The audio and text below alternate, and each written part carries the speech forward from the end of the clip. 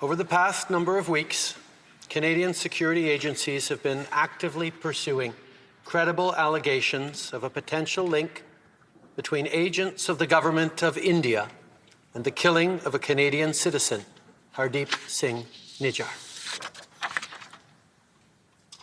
Canada is a rule of law country. The protection of our citizens and defense of our sovereignty are fundamental. Our top priorities have therefore been, one, that our law enforcement and security agencies ensure the continued safety of all Canadians, and two, that all steps be taken to hold perpetrators of this murder to account.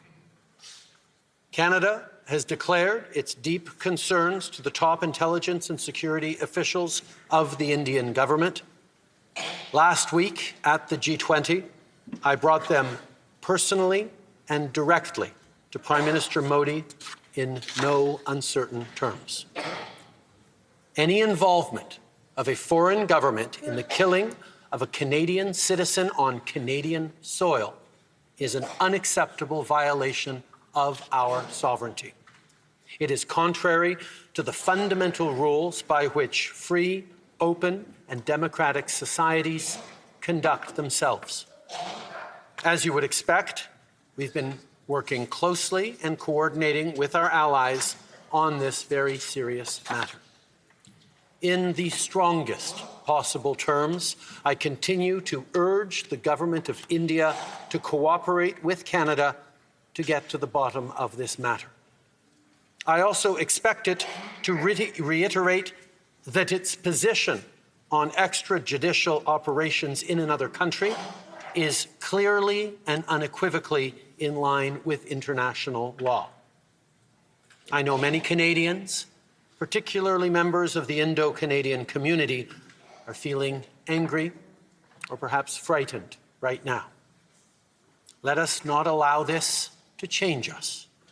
Let us remain calm and steadfast in our commitment to our democratic principles and our adherence to the rule of law. This is who we are and what we do as Canadians. Monsieur le Président, je me lève aujourd'hui pour informer la Chambre des communes d'un enjeu extrêmement important. Of an extremely serious issue. I just informed the leaders of the opposition directly. I now want to address Canadians. Over the last weeks, Canadian intelligence agencies have looked actively into credible allegations according to which there is a possible link between agents of the Government of India and the murder of a Canadian citizen, Hardeep Singh Nijjar. Canada is a state that upholds the rule of law. We protect our citizens and our sovereignty. These are essential.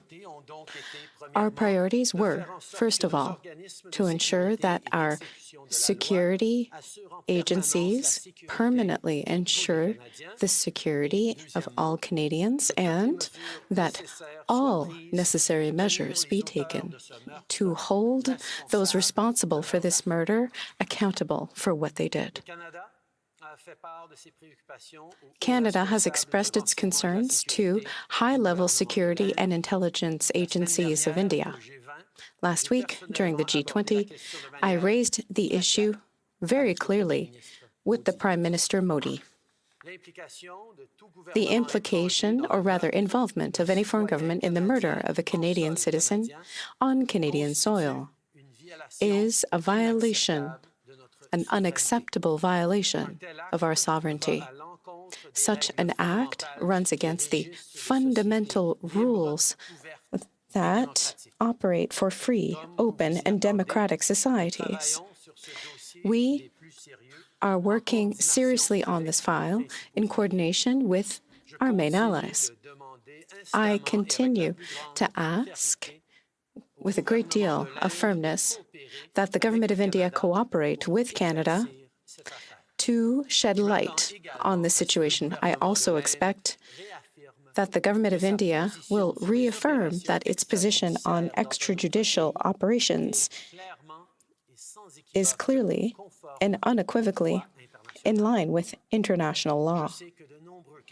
I know that many Canadians, especially members of the Indian community in India, are angry.